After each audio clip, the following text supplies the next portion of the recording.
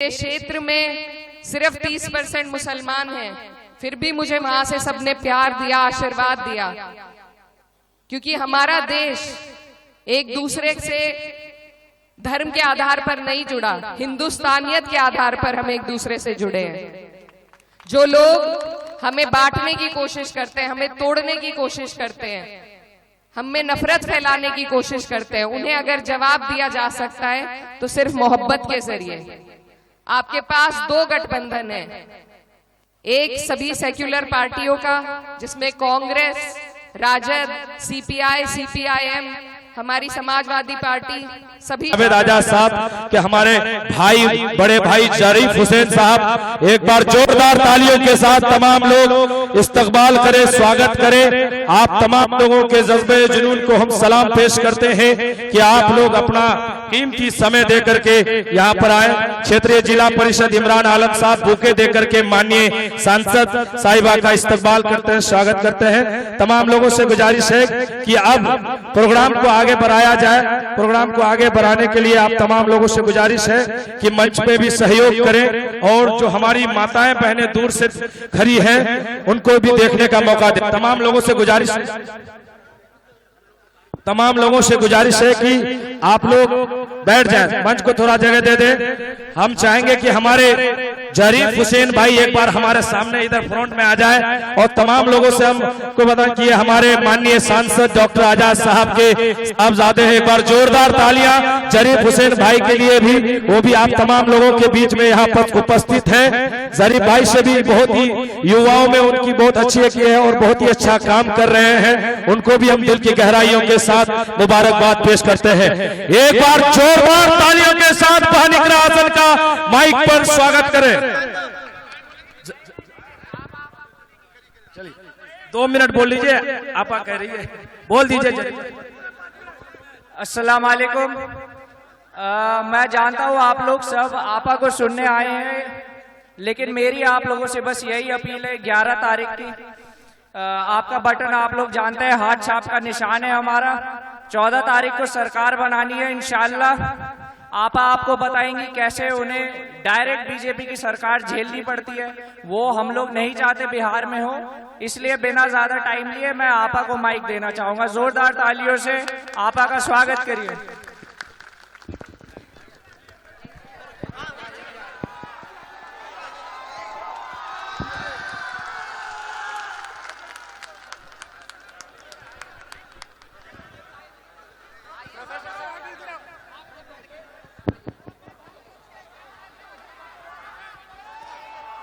अस्सलाम वालेकुम, नमस्कार, आदाब।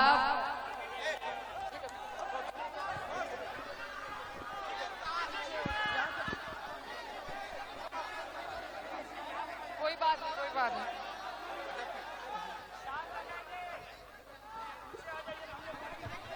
क्या हुआ भैया, आप हट जाइए, हटा रहे हैं। ये आप लोग आ जाइए, नहीं रहा है सर, आप इधर आ जाइए।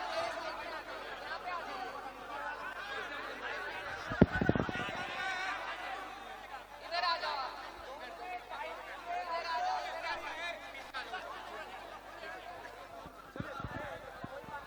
जी। अस्सलाम वालेकुम, नमस्कार, आदाब।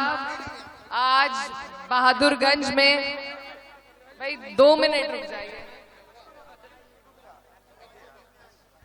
स्टेज पे व्यवस्था बना लें तो सब सुन लेंगे। अरे बस सदर भाई, आज बहादुरगंज में सबसे पहले मैं आप सभी का शुक्रिया अदा करना चाहती हूँ। मेरे सभी बुजुर्ग भाई, मेरी माएँ बहनें बड़ी तादाद में जो यहाँ पर मौजूद हैं, कि आप लोग यहाँ पर हमें सुनने के लिए आए, मुसव्विर साहब का समर्थन करने के लिए आए। और हमारे बीच में सबसे पहले मैं बता देती हूँ कि सलमान खुर्शीद साहब को भी आना था हेलीकॉप्टर से, लेकिन उनकी परमिशन कैंसिल हो गई, तो हमें जरूरी लगा आपके बीच आना, चाहे हेलीकॉप्टर से हो, गाड़ी से हो, अपने लोगों के बीच आना जरूरी था, तो हम आपके बीच पहुंचे।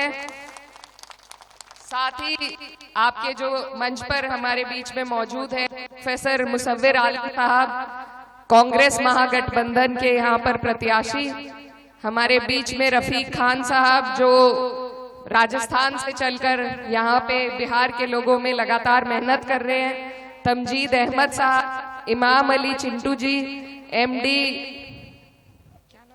चौबदार साहब, पिंटू चौधरी जी, जयप्रकाश गिरी जी, इमरान आलम साहब, डॉक्टर जावेद साहब जो आपके एमपी हैं, उनके बेटे जरीफ भाई, और जितने भी जिम्मेदार लोग यहाँ पर मौजूद हैं, सब आपके लिए आए हैं। सभी का मैं शुक्रिया अदा करना चाहती हूँ।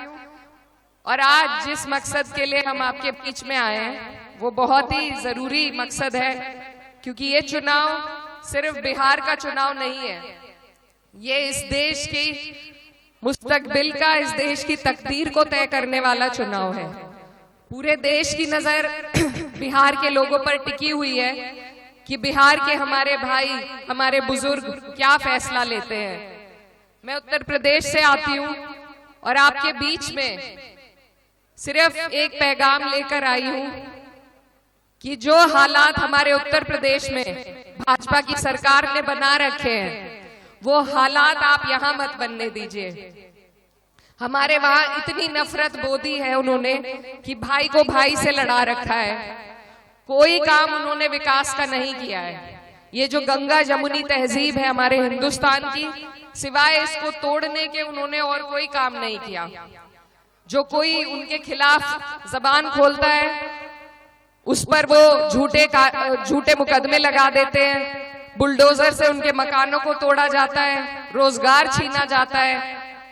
मैं आपको ये बताना चाहती हूँ कि अभी बिहार के लोगों ने पूरी तरीके से भाजपा का राज नहीं देखा, और मैं ये चाहती हूँ कि आप देखें भी ना। इस बार जो चुनाव हो रहा है उसके बाद ये नीतीश जी को मुख्यमंत्री नहीं बनाएंगे। इनका इरादा है कि ये उनके चेहरे पर चुनाव लड़कर खुद अपना मुख्यमंत्री बनाएं। और अगर ऐसा हुआ तो ये जो आपका प्यार है जो यहाँ देखने को मिल रहा है, जो भाईचारा है हमारा हिंदू मुस्लिम गंगा जमुनी तहजीब का, ये उसे तोड़ने का काम करेंगे। तो मैं आप लोगों को आगाह करने आई हूँ, आपसे गुजारिश करने आई हूँ कि आप ऐसा बिल्कुल मत होने दीजिए, क्योंकि जब जरूरत पड़ती है, जब संकट का समय आता है, तो सबसे पहले पड़ोस आपका काम आता है, चाहे वो हिंदू हो या मुसलमान हो। जब कोरोना आया, याद कीजिए मेरे क्षेत्र में सिर्फ 30% मुसलमान हैं, फिर भी मुझे वहां से सबने प्यार दिया, आशीर्वाद दिया, क्योंकि हमारा देश एक दूसरे से धर्म के आधार पर नहीं जुड़ा, हिंदुस्तानियत के आधार पर हम एक दूसरे से जुड़े हैं। जो लोग हमें बांटने की कोशिश करते हैं, हमें तोड़ने की कोशिश करते हैं, हम में नफरत फैलाने की कोशिश करते हैं, उन्हें अगर जवाब दिया जा सकता है तो सिर्फ मोहब्बत के जरिए। आपके पास दो गठबंधन है, एक सभी सेक्युलर पार्टियों का जिसमें कांग्रेस, राजद, सीपीआई, सीपीआईएम, हमारी समाजवादी पार्टी सभी शामिल हैं, और दूसरा भाजपा का नफरत वाला गठबंधन। फैसला आप लोगों को लेना है कि आपको कौन सा गठबंधन चुनना है। जो फैसला आप लेंगे वो पूरे देश में चलेगा, वो पूरे देश की दिशा और दशा बनाएगा। आप यहां पर बटन दबाएंगे और भाजपा की जड़ें ऊपर तक हिलेंगी। तो इसलिए आप पर बहुत बड़ी जिम्मेदारी है कि आप लोग सही फैसला लें। हम सब आपकी तरफ आस और उम्मीद से देख रहे हैं कि मेरे बिहार के सभी बड़े भाई बहन, हमारे बुजुर्ग सही फैसला लेंगे। आपके यहाँ पर जो समस्या है बाढ़ की, वो हमारे यहाँ पर भी है। इस समस्या का, बाढ़ग्रस्त क्षेत्र की जो भी समस्या है, अगर उसका समाधान किसी तरीके से हो सकता है तो सिर्फ सरकार के जरिए से हो सकता है। तो इसीलिए जरूरी है हमें कि हम अपनी सरकार बनाएं।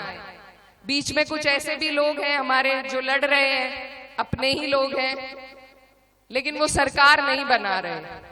और जब तक आप सरकार नहीं बनाएंगे तब तक आपके हालात नहीं बदल पाएंगे। इसलिए एक आधा प्रत्याशी अगर जीत भी जाता है तो वो उस तरीके से आपके काम नहीं आ पाएगा जैसे सरकार में आपका नुमाइंदा आपके काम आएगा। तो इसलिए इन सब बातों को देखिए, मजहब की बात अपनी होती है, अपनी पर्सनल मजहब की बात होती है। अगर मंच पर खड़े होकर कोई मजहब की बात कर रहा है, कोई धर्म गुरु अगर राजनीति की बात कर रहा है और कोई राजनेता अगर धर्म की बात कर रहा है, दोनों ही हमारी नजर में गलत है। क्योंकि समस्याएं चाहे हिंदू हो मुसलमान हो, समस्या सबकी एक जैसी होती है। सभी की रोटी कपड़ा मकान बिजली पानी स्कूल हॉस्पिटल, ये समस्या हिंदू भाइयों की भी है मुसलमानों की भी है।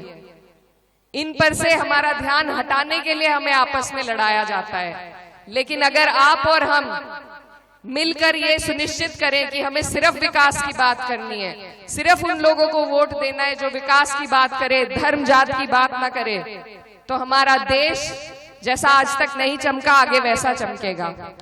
याद कीजिए, जब हमारे ऊपर अंग्रेजों का राज था, वो हमारे ऊपर लंबे वक्त तक राज करते रहे, लेकिन जब इस देश के हिंदू मुसलमान भाई एक साथ आए, उसी के बाद वो यहां से भागने पर मजबूर हुए। तो हमें अपने मोहब्बत की, अपनी एकता को समझना होगा, अपनी एकता की ताकत को समझना होगा। तभी हम इन नेताओं को भी मजबूर कर पाएंगे कि वो हमारे लिए काम करें, रोजगार दें, हमारे बच्चों के मुस्तकबिल के लिए काम करें। नहीं तो ये इसी तरह आपस में आपको हमें लड़ाकर खुद कुछ नहीं करेंगे। आप पूरे देश का हाल देख रहे हैं, जहां भाजपा दिक्कत में आती है वहां हिंदू मुस्लिम चला देती है। तो इनके इस षड्यंत्र को अगर कोई तोड़ सकता है, वो आप लोग बिहार की जनता तोड़ सकती है, ऐसा मेरा मानना है। क्योंकि जब जब इस देश में क्रांति हुई है, उस क्रांति की शुरुआत इसी सरजमीन से हुई है। तो मेरे भाइयों, आप लोगों पर बहुत बड़ी जिम्मेदारी है कि आप हमें सही दिशा दिखाएं। आपके यहाँ से प्रत्याशी प्रोफेसर मुसव्विर आलम साहब यहाँ पर शिक्षा के क्षेत्र में बहुत काम कर चुके हैं। इन्होंने डिग्री कॉलेज बनवाया, कस्तूरबा गांधी कॉलेज स्कूल बनवाया। जब इनकी सरकार कांग्रेस की रही तो इन्होंने बहुत काम किए। आज भी नेक नियत रास्ता आसान, तो आप लोग इनकी नियत पर ध्यान देकर इनकी मदद कीजिए। महागठबंधन इंडिया महागठबंधन को यहाँ से जिताइए और अपनी सरकार बनाइए। तब मुझे उम्मीद है कि हर समाज, हर जात, हर मजहब के लोगों की तरक्की होगी। बिहार के जो हमारे भाई रोजगार की तलाश में बाहर जाते हैं, उन्हें बाहर जाना नहीं पड़ेगा।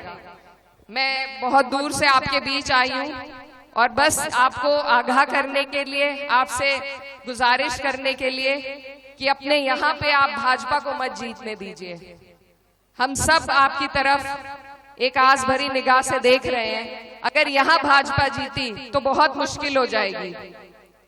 हम उत्तर प्रदेश में एक एक दिन गिन रहे हैं कि कब हमारा चुनाव आएगा और कब हम इन्हें अपने ऊपर से हटाएं।